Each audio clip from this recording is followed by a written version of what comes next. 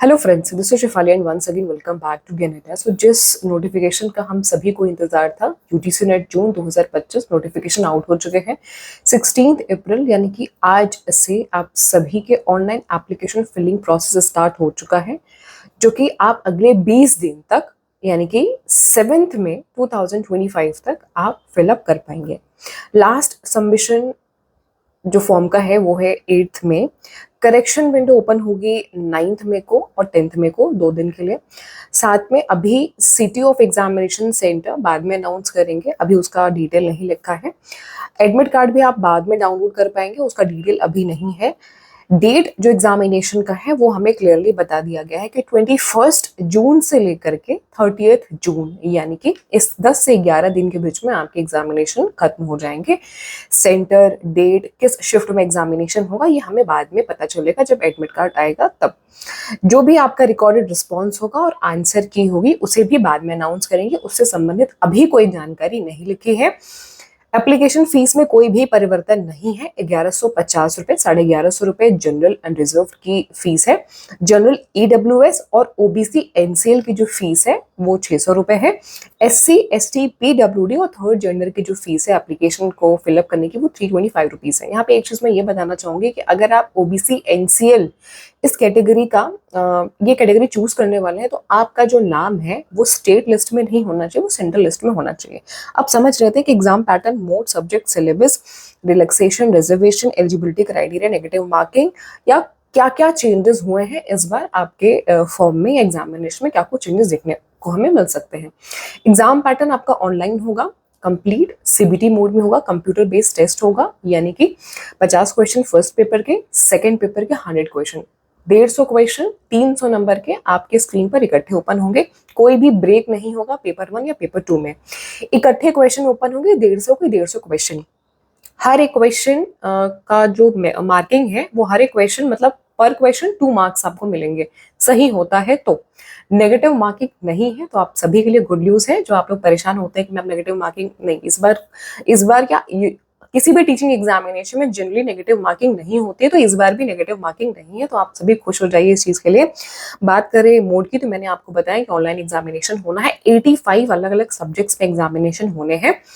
और कौन कौन ये फॉर्म फिलअप कर सकता है? हर वो स्टूडेंट ये फॉर्म फिलअप कर सकते हैं जिन्होंने पोस्ट ग्रेजुएशन कंप्लीट कर लिया है या फर्स्ट सेमेस्टर में है, या जिनका रजिस्ट्रेशन पोस्ट ग्रेजुएशन में नहीं कि मास्टर्स में हो चुका है, आप एलिजिबल हो।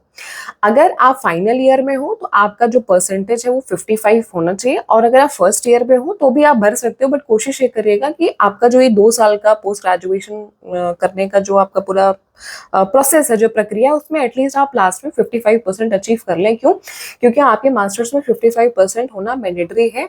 अगर आपके 55% मास्टर्स में नहीं होंगे और नेट क्वालिफाई हो गया तो भी नेट सर्टिफिकेट आपके किसी भी काम का नहीं रहेगा। हाँ, रिलैक्सेशन भी है एससी एसटी ओबीसी के लिए, यहाँ पे 5% का रिलैक्सेशन, यानी कि 50% में आपका काम बन जाएगा। सब्जेक्ट इस बार कोई नया इंट्रोड्यूस नहीं हुआ है। सबसे बड़ा न्यूज या इन्फॉर्मेशन ये है कि इस बार आपका सिलेबस चेंज नहीं हुआ है, जो कि पिछले 1.5 साल से हम लोग सुनते आ रहे हैं कि सिलेबस चेंज होगा। इस बार हाई चांस था कि सिलेबस चेंज शायद हो जाए, बट अभी फिलहाल कुछ दिन पहले, कुछ हफ्ते लास्ट वीक में ही यूजीसी के चेयरमैन चेंज हुए हैं। विनीत जोशी जी अब हमारे नए चेयरमैन है यूजीसी के, तो मे भी हो सकता है कि नेक्स्ट साइकिल में सिलेबस चेंज हो। फिलहाल अभी आपका कोई सिलेबस चेंज नहीं है, मैंने पूरा सिलेबस चेक कर लिया है, 10 की 10 यूनिट्स ऑल सेम।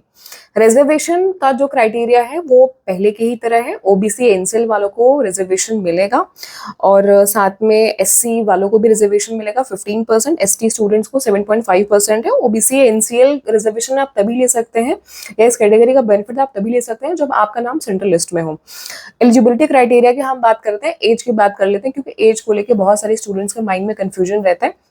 जिस मंथ में आपका एग्जामिनेशन होने वाला है उस मंथ में आपकी उम्र 30 साल से अधिक नहीं होनी चाहिए, अगर आप जेआरएफ, नेट और आप पीएचडी तीनों के लिए अप्लाई करना चाहते हैं। ध्यान से सुनिएगा, अगर आप जेआरएफ यानी जूनियर रिसर्च फेलोशिप, जिसमें कि यूजीसी आपको पैसे देती है आगे रिसर्च करने के लिए या पीएचडी परस्यू करने के लिए, अगर आप ये वाला भी ऑप्शन चूज करना चाहते हैं तो आपकी जो एज लिमिट है वो है मैक्सिमम 30 ईयर्स के अंदर में होनी चाहिए। और कैसे काउंट होता है ये? जिस मंथ में एग्जामिनेशन होने वाला है, मतलब जैसे जून महीने में होने वाला है, जनवरी, फरवरी, मार्च, अप्रैल, मई, जून, यानी कि छठे महीने में होगा, तो छठे महीने की पहली तारीख यानी कि 1 जून आपको आपका जो उम्र है वो 30 साल से कम होना चाहिए। 29 साल कुछ महीने, मतलब 29 साल 11 महीने भी है तो चल जाएगा, लेकिन अगर आपने 30 या 30 ईयर्स अगर टच कर लिया है तो आप जेआरएफ वाला ऑप्शन चूज नहीं कर सकते। 3 कैटेगरी में आप फॉर्म फिलअप कर सकते हैं। पहली कैटेगरी होती है जिसमें कि आप जेआरएफ, नेट यानी कि असिस्टेंट प्रोफेसर और पीएचडी तीनों ऑप्शन चूज करते हैं।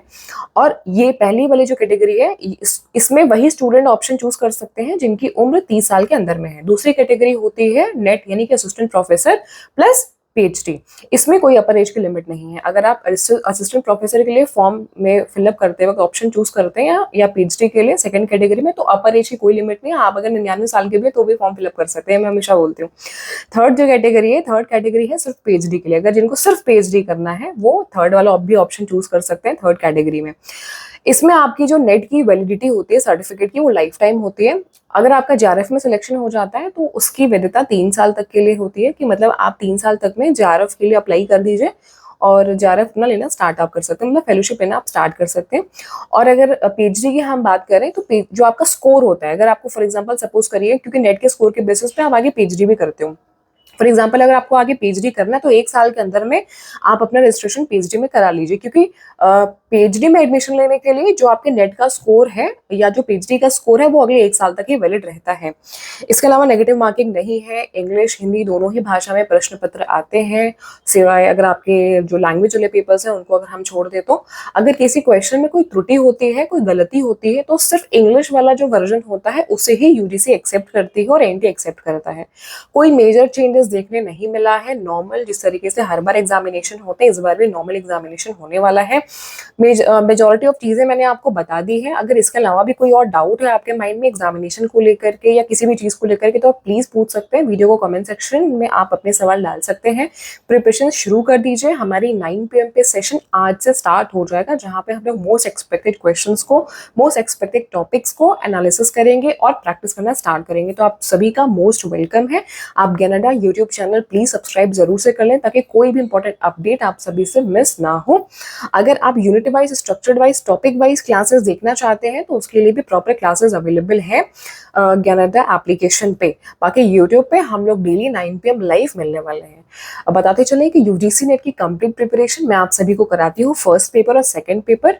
अगर आप इंटरेस्टेड हैं, अगर आपको कोई भी क्वेरी है, कुछ भी आप जानकारी प्राप्त करना चाहते हैं, तो आप 8299208953 इस नंबर पर कॉल करके या मुझे व्हाट्सएप करके जानकारी प्राप्त कर सकते हैं। Wish you all the very best guys. अच्छे से प्रिपरेशन करिए। कोई डाउट है तो प्लीज आप अपने डाउट को बेझिझक पूछिएगा। Good luck.